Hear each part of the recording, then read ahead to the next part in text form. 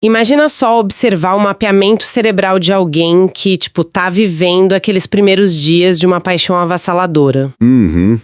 O cérebro fervendo. Fervendo. E aí a gente pega e compara isso com o cérebro de uma pessoa que tá em estado de alerta máximo, enfrentando uma ameaça iminente. Nossa, a diferença deve ser mínima, né? Exato.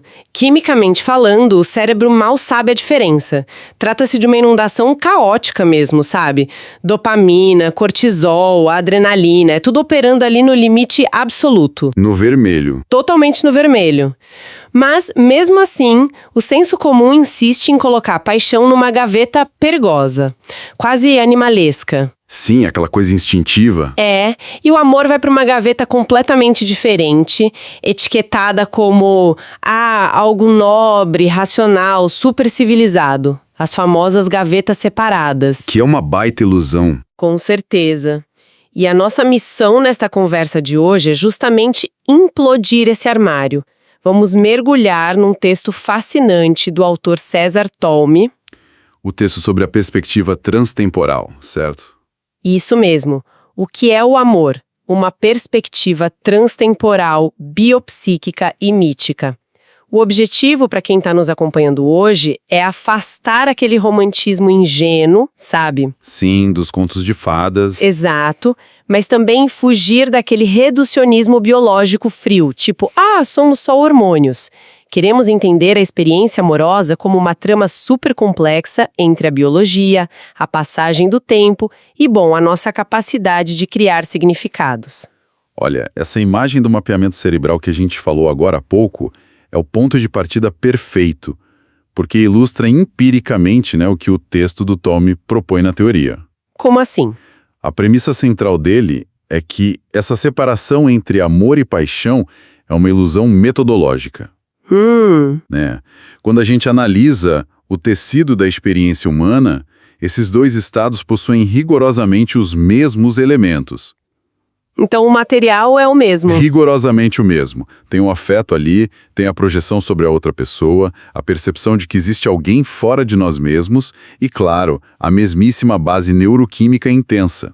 Entendi.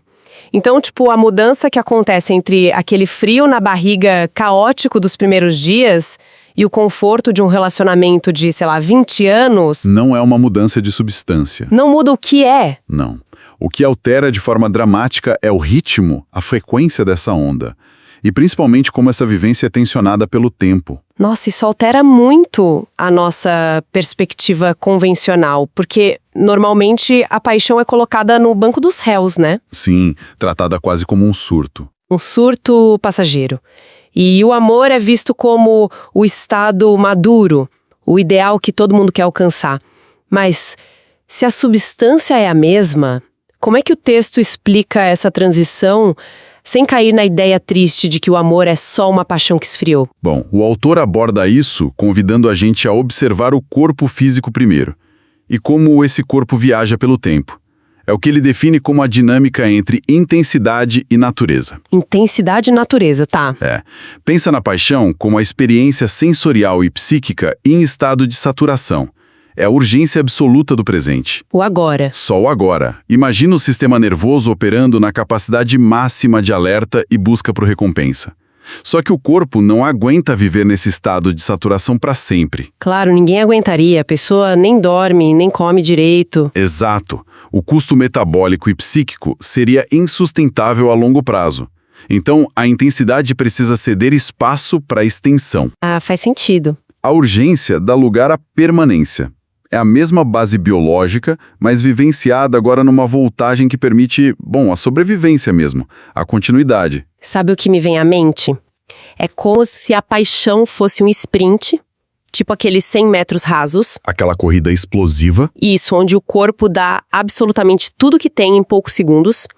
E o amor fosse uma maratona. Perfeito. Porque, não dá pra correr uma maratona no ritmo de um sprint, senão o sistema entra em colapso na primeira esquina. A pessoa desmaia literalmente. E é exatamente isso. Mas o texto traz uma camada extra. Não é só uma questão de cansaço ou adaptação hormonal. Entra aí um conceito que ele chama de transtemporalidade multissituacional. Nossa, Confesso que o termo é bem intimidador. Eu sei, assusta um pouco, mas o conceito em si é incrivelmente intuitivo. Então traduz isso pra gente. Bom, o afeto humano não é um mero reflexo instintivo. Imagina uma ameba. Ela reage a um estímulo de luz no presente e a reação acaba ali. Bateu, levou. Isso. O ser humano, por outro lado, carrega arquivos vivos. A nossa biologia e o nosso psiquismo arquivam tudo. Tudo mesmo. Tipo o quê? Nossa infância? Sim, o histórico de vínculos desde os primeiros meses de vida, os traumas, as rejeições, as alegrias efusivas. E numa escala até maior, o nosso repertório evolutivo como espécie. Caramba! Então, quando um encontro afetivo acontece hoje, ele não está respondendo só àquele estímulo do momento. Ele aciona a rede toda. Exato. Uma sensação de ciúme profundo, ou de pertencimento, ressignifica memórias do passado, altera a percepção do hoje e já projeta o futuro. Ah, então deixa eu ver se entendi na prática. Se uma pessoa sente, sei lá, um pico de ansiedade absurdo porque alguém demorou a responder uma mensagem no celular. Ótimo exemplo. Não é só sobre a mensagem, né? O sistema nervoso dela pode estar puxando referências de uma insegurança gigante lá da infância, ou até, pensando na evolução, em um instinto de sobrevivência ancestral. Porque ser deixado de lado pela tribo, antigamente, significava morte na savana. É perfeito pensar assim. Tudo está conectado. E tem uma analogia bem interessante para quem está ouvindo visualizar essa transtemporalidade. Qual? É só pensar na diferença entre o tempo meteorológico e o clima de uma região. Ah, então. E se a gente pensar nisso, tipo, o clima versus o tempo meteorológico mesmo? A paixão é aquela tempestade de verão, né? Sim, repentina, avassaladora. Cheia de raios, trovões, que cai do nada numa tarde de janeiro. Enquanto o amor é o clima estável da região ao longo das estações, das décadas. A água é a mesma? É a mesma água, a mesma atmosfera. Só muda a extensão e o ritmo em que ela cai. E a chuva de hoje não existe isolada do ciclo hidrológico de milhares de anos. A paixão do presente está sempre embebida nessa bagagem histórica que viaja pelo tempo. Certo. Mas, olha, eu preciso fazer um contraponto aqui. Manda. Porque essa ideia de que tudo está ancorado na biologia e nesses scripts do passado levanta um problema que, para ser sincera, me soa um pouquinho determinista. É um risco comum de interpretação. Pois é, porque se tudo se resume a picos de dopamina modulados pelo tempo ou reações a traumas arquivados, o que impede a gente de concluir que somos apenas máquinas biológicas muito complexas. Só respondendo a botões. Exato. A gente sente o coração bater mais rápido por um gatilho de reprodução e aí a gente inventa a palavra amor só pra coisa soar mais poética e menos, sabe, animalesca. A gente não tá só inventando uma historinha bonita. Esse é o grande debate. Neurologistas, psicólogos e filósofos esbarram exatamente nesse ponto há décadas. Delimitar onde termina o impulso biológico e onde começa o afeto humano genuíno. E como o autor resolve isso? A resposta que o texto traz, para a gente não cair nesse determinismo frio, é um elemento definidor da nossa espécie: a linguagem. A linguagem. Sim. Se a humanidade fosse só um amontoado de instintos de preservação, a paixão seria exclusivamente um banho de hormônios. E o amor seria só a estabilização pragmática desses hormônios para garantir a criação dos filhos. Para a espécie não acabar. Mas nós somos seres de linguagem. E a linguagem não é só uma camada de tinta que a gente passa por cima da biologia para disfarçar o lado animal. Ela é a própria arquitetura da nossa experiência. Mas como isso opera na prática? Porque fisicamente meu coração ainda está batendo mais rápido pela mesma razão. O suor na mão ainda é real e físico. É fundamental a gente falar sobre a chamada cisão cartesiana para entender isso. Aquela ideia de mente separada do corpo. Exatamente. Por séculos, o pensamento ocidental separou a mente e o corpo.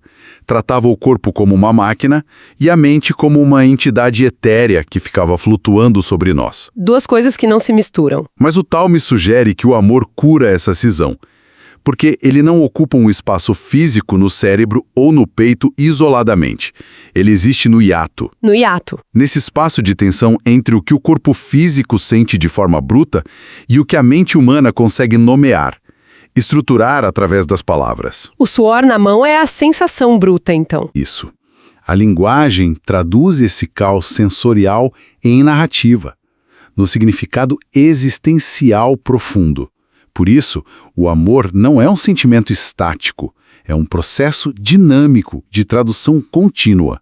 Olha, deixa eu tensionar isso um pouco mais, porque essa fronteira parece frágil para mim. Pode tensionar.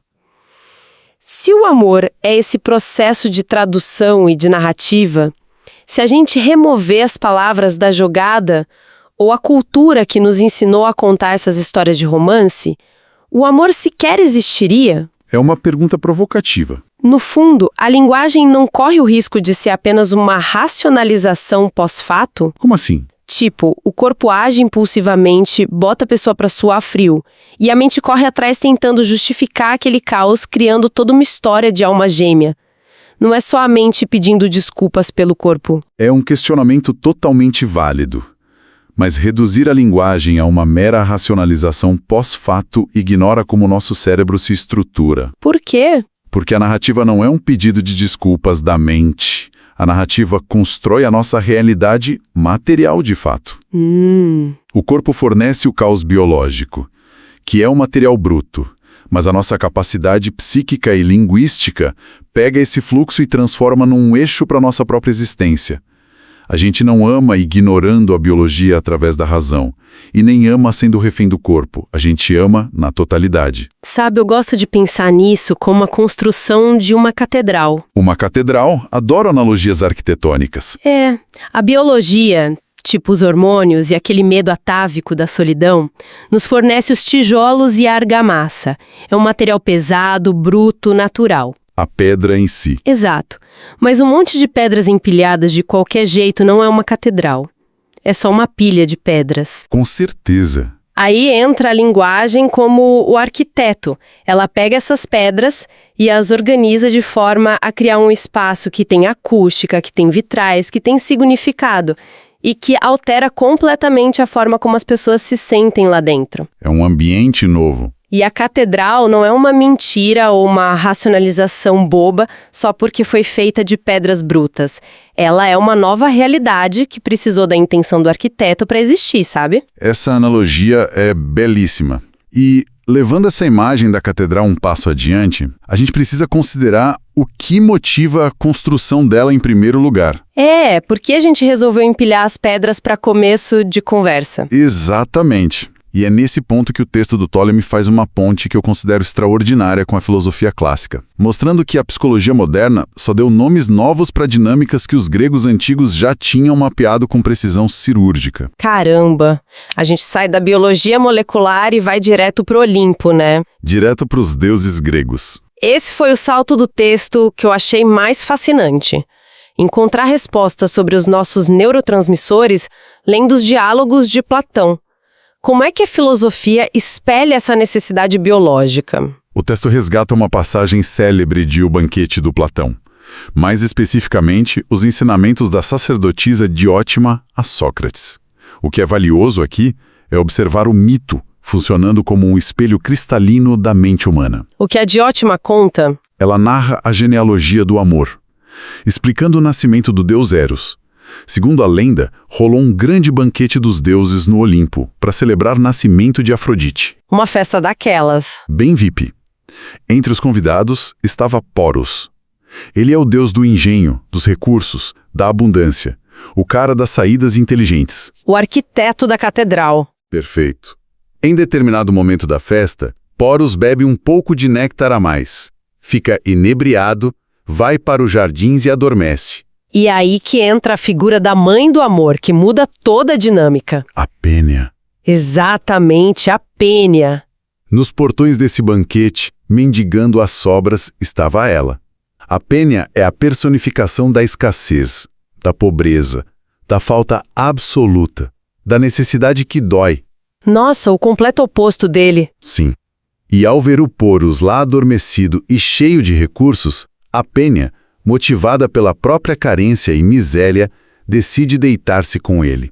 A ideia dela era ter um filho que pudesse tirá-la daquela condição de mendicância. Um plano de sobrevivência. Total. E dessa união entre a escassez extrema da mãe e a abundância de recursos do pai, nasce o Eros. o amor. Nossa, é a colisão brutal dos opostos. E olha, o peso simbólico da pena e do poros traduz de um jeito tão perfeito que a gente estava conversando sobre biologia e linguagem. E essa conexão? Pensa bem. A penite, a escassez, é o nosso vazio existencial. Aquela vulnerabilidade biológica latente. É o instinto animal que grita em desespero quando percebe o isolamento. O medo de sobrar na savana? Isso, é o motor que nos empurra para a ação. O famoso susto da solidão. Porque cá entre nós, se a gente se sentisse inteiramente pleno e feliz o tempo todo, ninguém levantava do sofá para conhecer ninguém. Ninguém mandava nenhum oi no aplicativo. O susto da solidão é uma força motriz indispensável. Sem esse vácuo deixado pela penite, não há movimento nenhum na vida amorosa. E o poros entra onde? O pai, poros, representa a astúcia, a capacidade de contornar problemas. No nosso contexto biopsíquico, o poros é exatamente aquela capacidade de construção, a linguagem e a tradução que acabamos de explorar com a sua ideia da catedral. A habilidade humana de criar saídas. Isso, arquiteturas de sentido para tampar os nossos vazios. E como Eros, o amor, herda a natureza dos dois, ele carrega essa dualidade para sempre. Misturado. O amor é, simultaneamente, abundância e escassez.